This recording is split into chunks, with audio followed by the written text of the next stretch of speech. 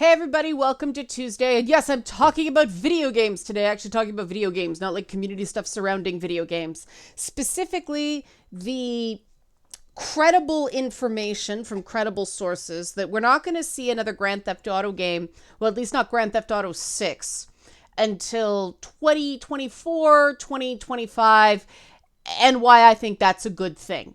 If you like this sort of content, help support this channel, become a monthly patron, patreon.com/Leanna K. Miss the button on that one. Go, Leanna. For people who don't remember, because it's been a while, Grand Theft Auto 5 originally came out in 2013, and it's just been a beast ever since. I swear some people have bought Grand Theft Auto 5 on like 4 different systems. It's one of the more successful games as service models with the extended content and all that.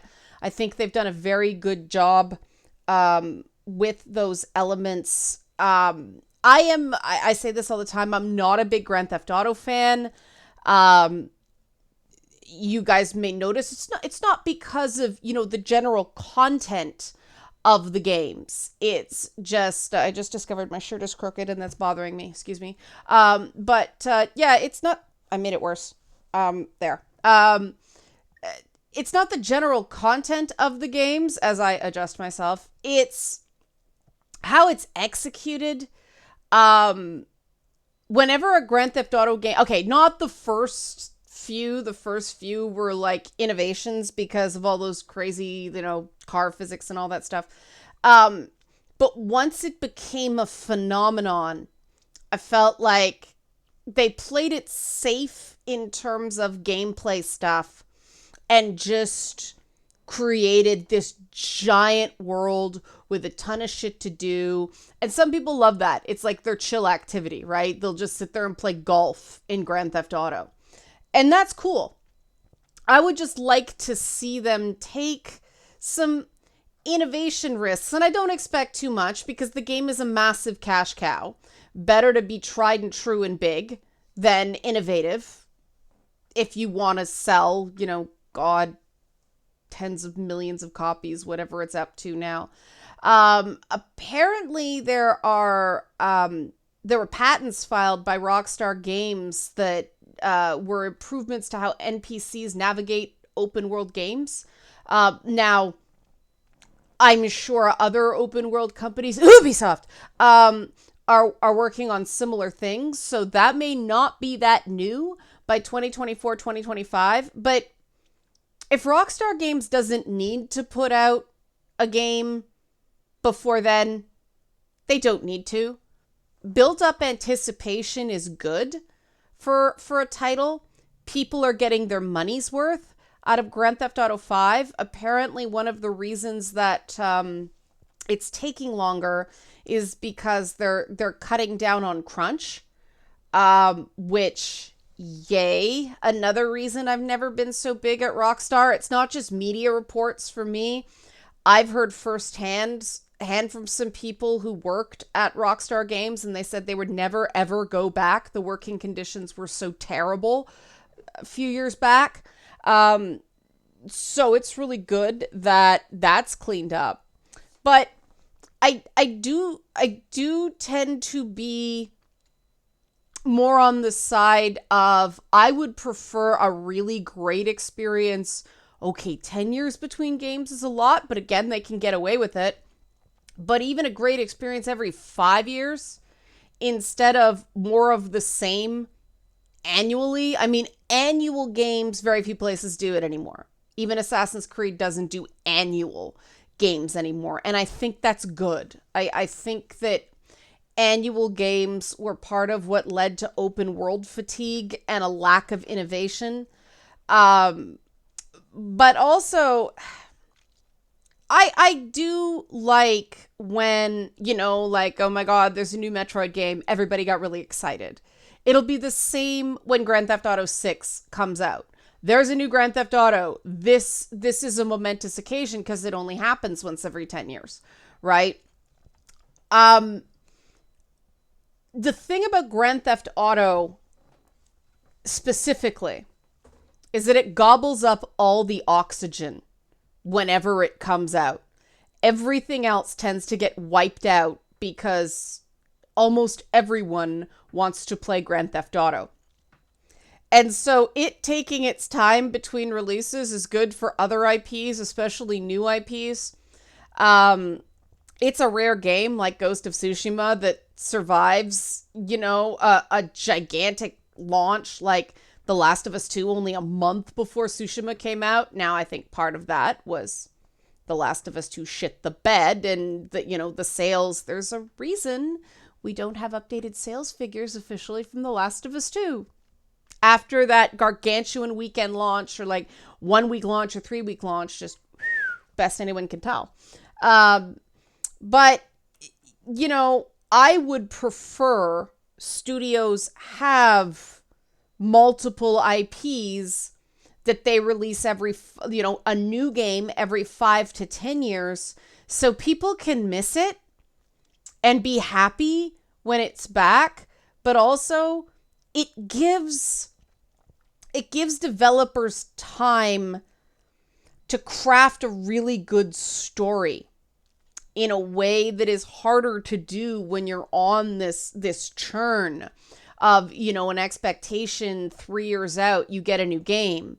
The reason that a lot of first games in a franchise are freaking amazing story-wise and every game since then ain't so great is because they have, all that below the waterline, all that stealth development time for story on a new IP that they don't get going forward. Now, part of that is they wanted to plot out the IP, but some things just need slow brain. Some things just need to bake.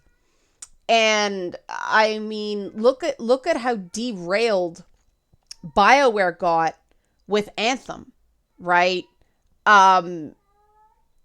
We should have some Dragon Age 4 news.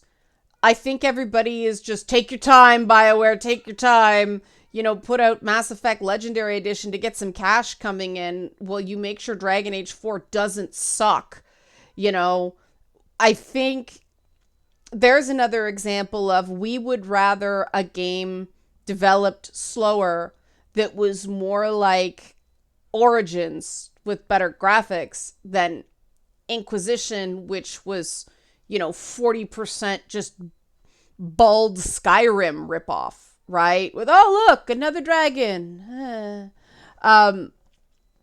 So I think that hopefully, especially, with the other big thing of CD Projekt Red shitting the bed with Cyberpunk after, The Witcher 3 being such a great game and proving that no, you can't continue to make these colossal, monstrous, massive open world games, 3 years apart or even 4 years apart. I think we're settling in now to a place where, obviously the funding models, at least, at Rockstar, are such that they can take the time they need to make the game properly.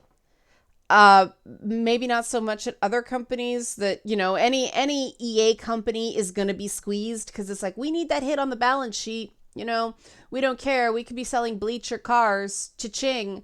But at least companies like Rockstar, like CDPR, if they get back on their feet, they show that you can take your time, or you should take your time between games and make the game really good when it comes out instead of just like puking out crap. Personally, I think they could have done another like Witcher DLC and gave Cyberpunk some more time, but whatever. Much hay has been made about what went wrong there. But it really does matter that I think finally, after all the time I have been working in games, and that goes back to the late 90s, part-time, they're finally realizing games are not interactive movies. Games are harder to make. Games take more time to make. games require more pre-development, like more experimenting and really getting those fundamentals down before you start going, all right, let's make something.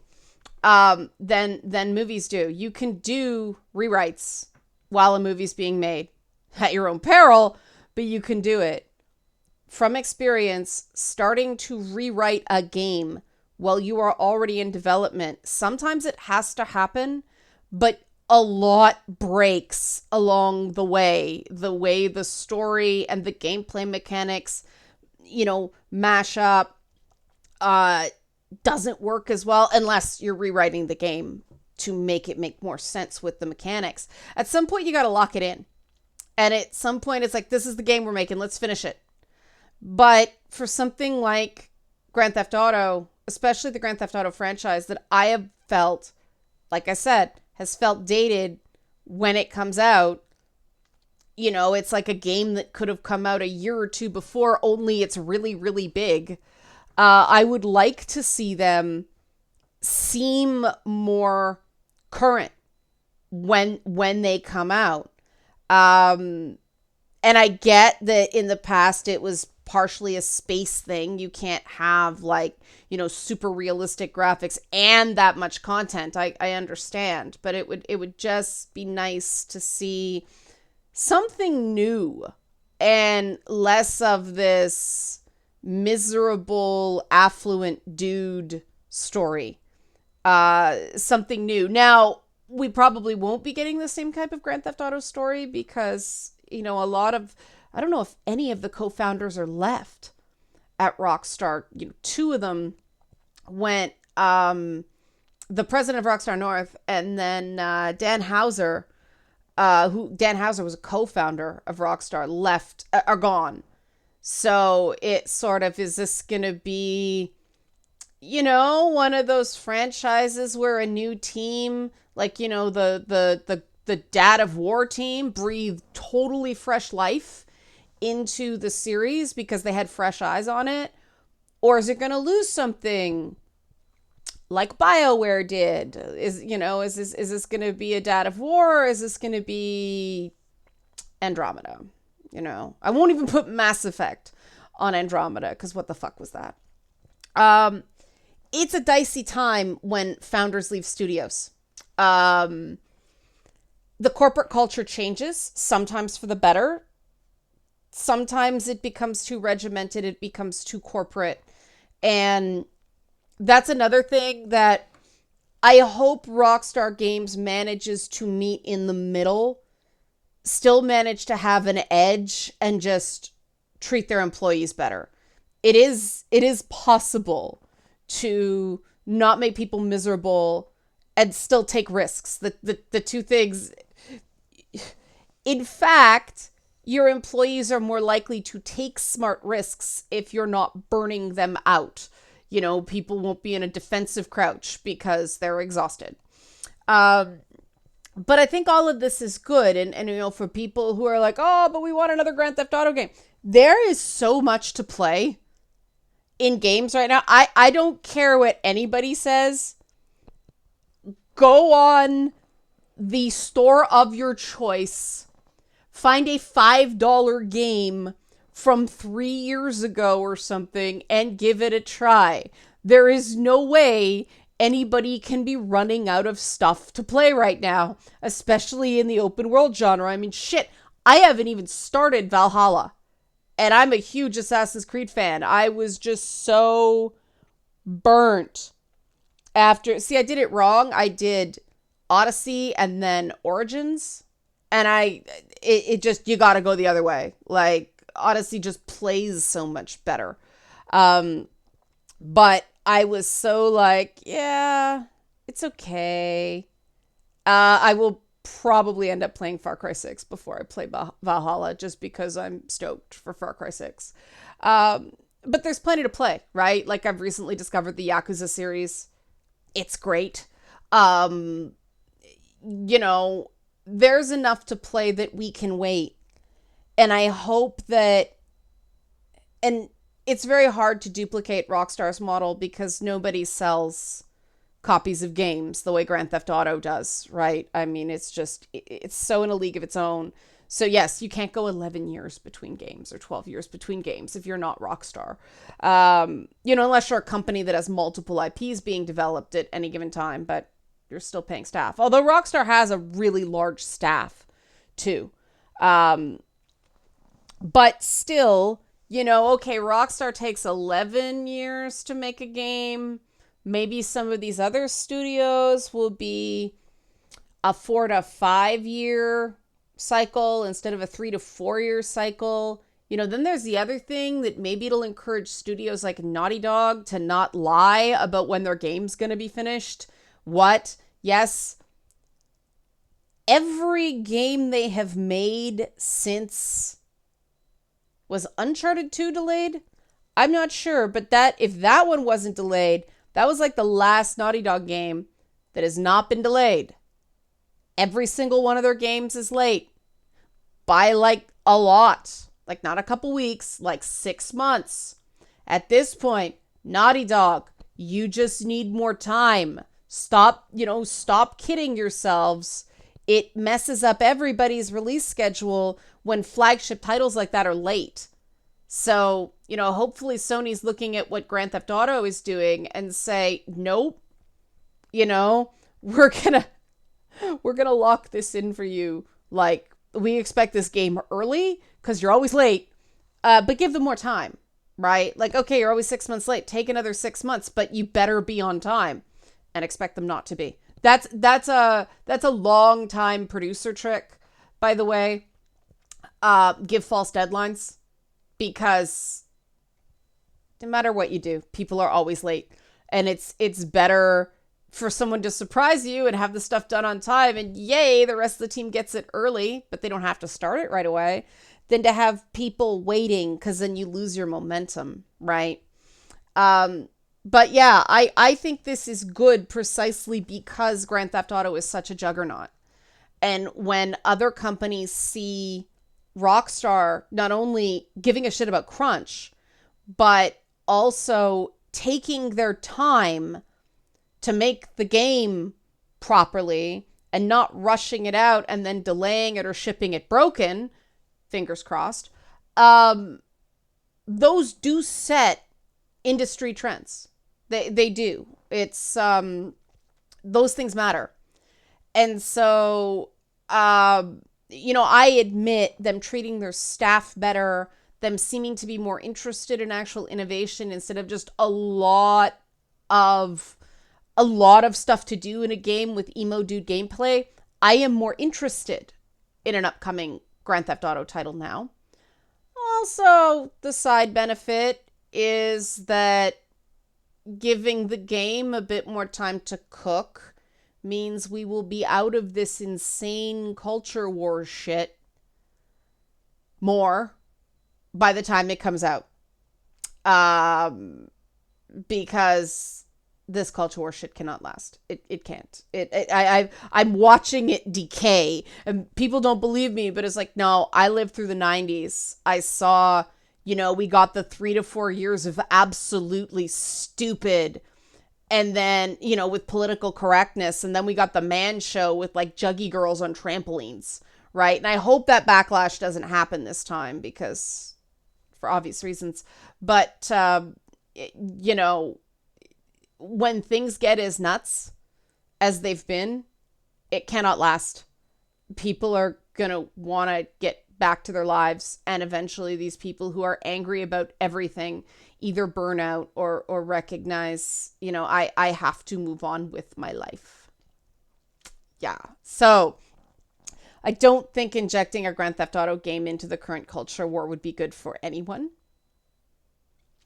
Grand Theft Auto should be allowed to be Grand Theft Auto. I'm still hoping for a new Saints Row game, I admit. If anyone at Deep Silver hears this, I love Saints Row. I'll be very happy if a new Saints Row game comes out.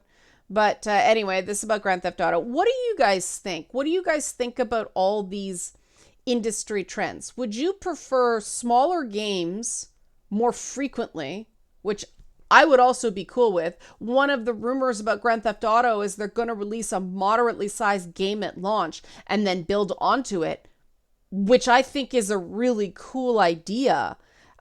Just because, yeah, these games are too freaking big at launch. Like, again, that's why I haven't started Valhalla. People say it's really, really, really long, and I'm like, you know, I I, I play outside of Twitch some, but I don't think Assassin's Creed Valhalla will be very interesting for people on Twitch because it's so open worldy.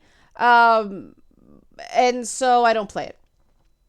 But what do you think? Would you rather smaller games more often or long wait times between games, but they're like 80-hour epic masterpieces when they come out? Or does it make sense for some franchises to do the epic masterpiece and some to do smaller games more often?